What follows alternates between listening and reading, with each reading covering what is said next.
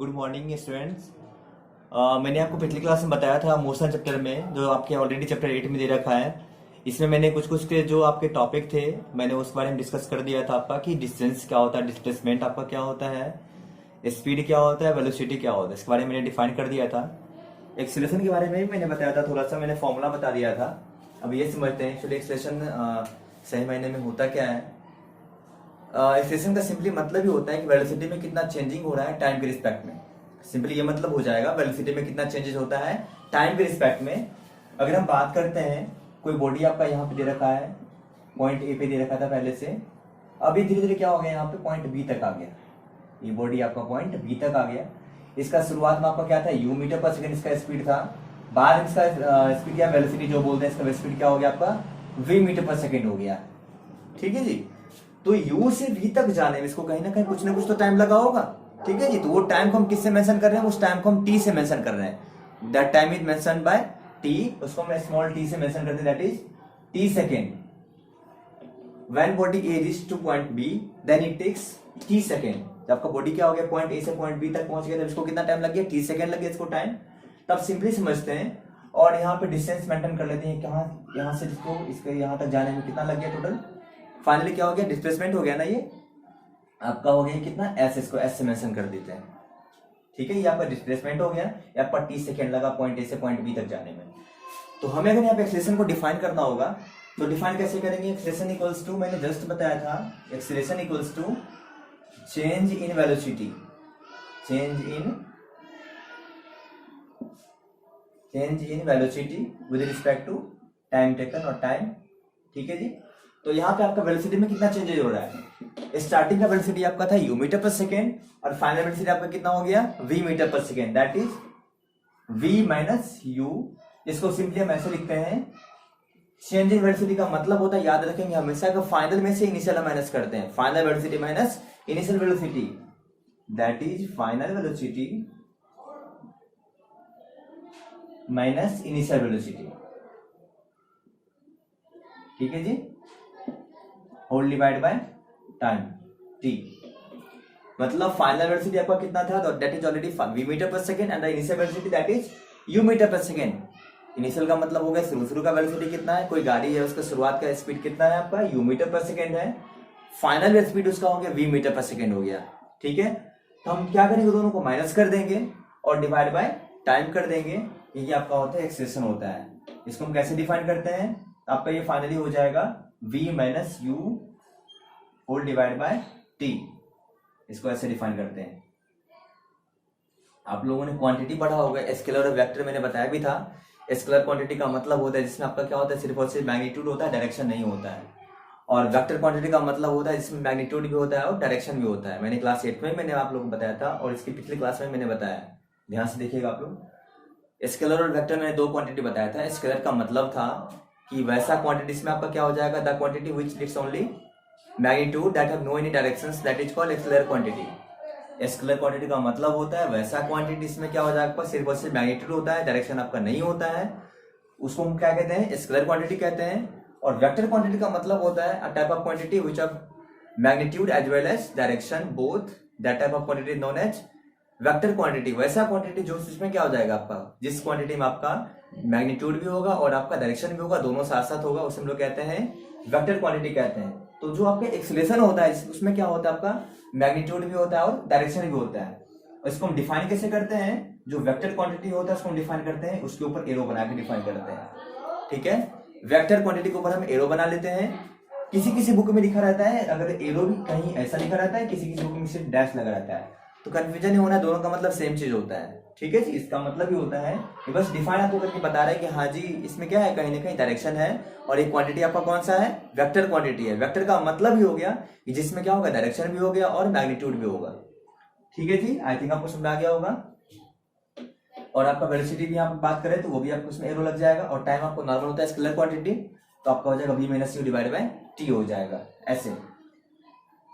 वैसे एरो लिखना यहाँ पे जरूरी नहीं है, मैं आपको बस समझा दिया कि आपको क्वांटिटी साथ साथ क्वांटिटी का भी रिवीजन हो जाए, क्वांटिटी होता क्या है, कोई बच्चा अगर भूल गया हो तो। और आपका इसके बाद एक और टॉपिक्स में आता है, ये तो मैंने नॉर्मल बता दिया। एक्सेलरेशन के साथ साथ एक और इसमें टॉपिक आता है रिटार्डेशन क्या होता है? आपका टॉपिक है retardation. Retardation, what's the meaning of retardation? Retardation is simply it can also be named as de-acceleration. It can also be named as de-acceleration or also negative acceleration. इसको हम लोग कहते हैं, it can also be named as de-acceleration. De-acceleration or also written negative acceleration.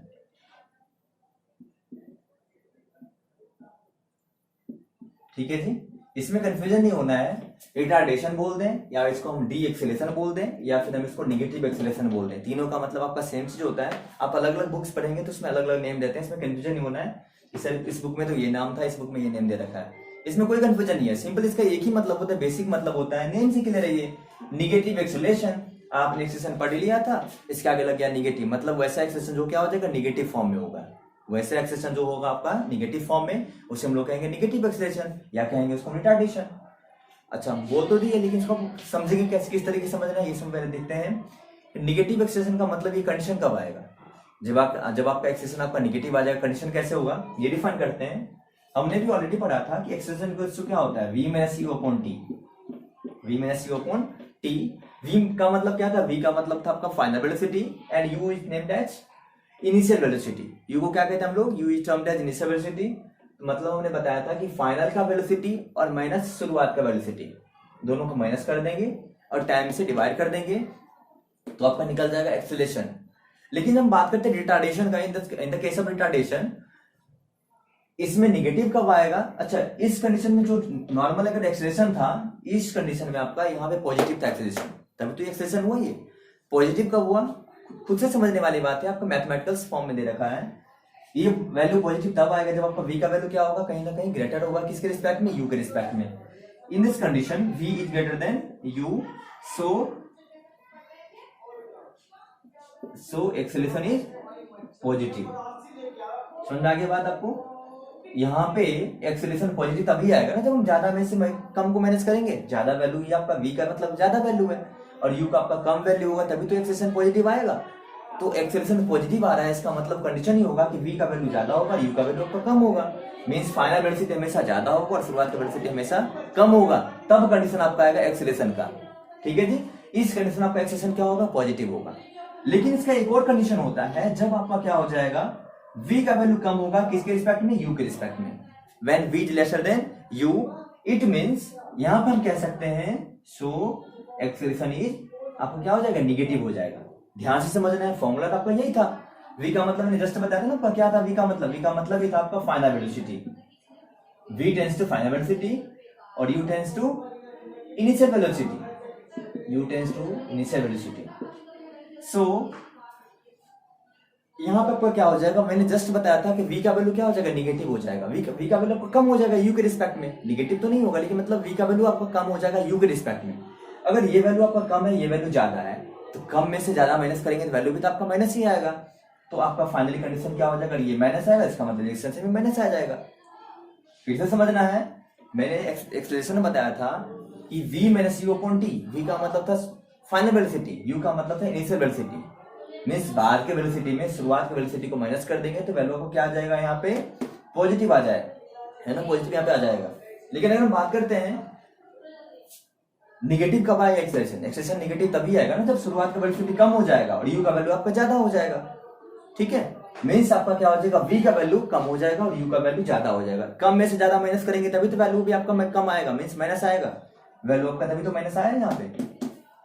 ठीक है, I think आपको बात clear हो गया होगा। और ये जो कंडीशन जब भी आएगा, ये जो कंडीशन आपका जब भी आएगा, means when v is lesser than u, then in this condition acceleration is form in the form of negative. Acceleration आपका निगेटिव फॉर्म में आ जाएगा इस कंडीशन में।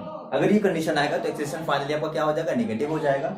और इसी कंडीशन को हम लोग क्या कहते हैं, रिटार्डेशन या फिर डी एक्सेलेरेशन। ठीक है जी, इसका आपका बेस्ट एग्जांपल आपका दे रखा है। हम बात करते हैं, अगर आप इस तरह का आपका कोई सरफेस है ना, पहाड़ के शेप में, पहाड़ पे चढ़ रहा है, सिंपली समझते हैं पहाड़ पे चढ़ रहा है, या फिर कोई स्लोपिंग सरफेस है, ऐसे चढ़ा रहे हैं, बाइक चढ़ा रहे हैं, यहाँ से कोई भी व्हीकल जा रहा है, तो आपका क्या हो जाएगा, ये पहले स्टार्टिंग यहाँ था व्हीकल, धीरे धीरे अगर ऊपर तक जाएगा तो आपको क्या करना पड़ेगा, इस तरह के सरफेस पे या इस तरह के पाथ पे अगर चलाने के लिए क्या करना पड़ेगा, शुरुआत का स्पीड क्या करना पड़ेगा, ज्यादा देना पड़ेगा और बाद का स्पीड आपको कम हो जाएगा अपने आप। ठीक है, मीन्स इनिशियल वेलोसिटी यहाँ पे क्या हो रहा है, इनिशियल वेलोसिटी आपका ज्यादा हो रहा है। इनिशियल वेलोसिटी मैंने क्या माना था, जस्ट यहाँ पे ध्यान देना है, यू माना था मैंने, मीन्स यहाँ पे यू हो रहा है ज्यादा और बाद का वेलोसिटी कम हो जाएगा अपने आप। पहाड़ के ऊपर चढ़ेगा तो अपने आप स्पीड कम हो जाएगा, और बाद का वेलोसिटी मैंने क्या माना था, वी माना था, मतलब वी हो जाएगा कम। तो यू आपका ज्यादा है, वी आपका कम है, किस कंडीशन में, रिटार्डेशन के कंडीशन में, मैंने वही तो लिखा है यहाँ पे, यू आपका ज्यादा है, वी आपका कम है। ठीक है जी, आई थिंक बात आपका क्लियर आ गया है। इसका एक और एग्जाम्पल ले लेते हैं सिंपली। अगर हम रोड पे नॉर्मली जा रहे हैं, बाइक का स्पीड पहले मैंने बहुत ज्यादा कर दिया, फिर मैंने क्या किया, एक ब्रेक लगा दिया।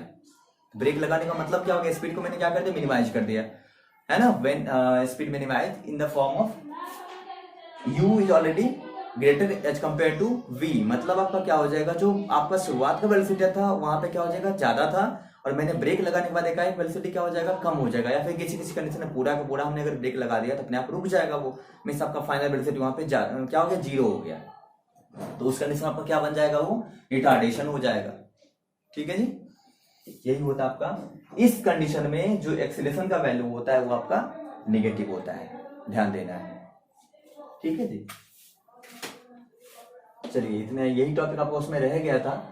अब इसमें बहुत सारे अभी तो मेन टॉपिक आपका रह रहे हैं, इसका यूनिफॉर्म सर्कुलर मोशन क्या होता है, और जो साथ साथ कुछ आपके इक्वेशन ऑफ मोशन दे रखा है, मोशन का कुछ इक्वेशंस दे रखे हैं, उसको डेरिवेशन भी दे रखा है। उसका डेरिवेशन सिंपली पढ़ेंगे हम, दो तरीके से पढ़ेंगे, एक पढ़ेंगे हम मैथमेटिकल मेथड से, जो आपका नॉर्मल मैथमेटिकल मेथड होता है, और एक आपका उसी में होता है कौन सा मेथड, ग्राफिकल मेथड होता है।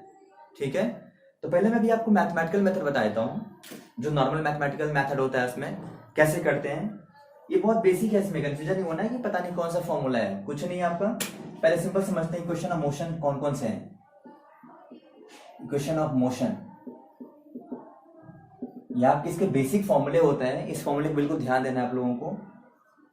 समझ लेते हैं, आपका होता है v equals to U plus A T. The second one is that is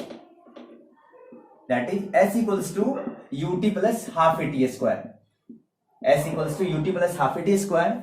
and the third one is v square minus u square equals to 2as।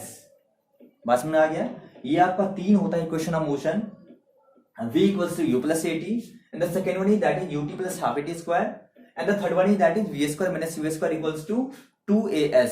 ये आपके तीन प्रॉपर इक्वेशन ऑफ मोशन होते हैं, इसको अच्छे से समझना है।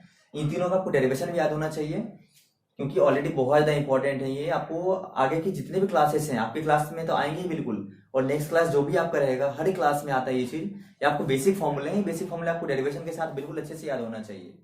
ठीक है जी।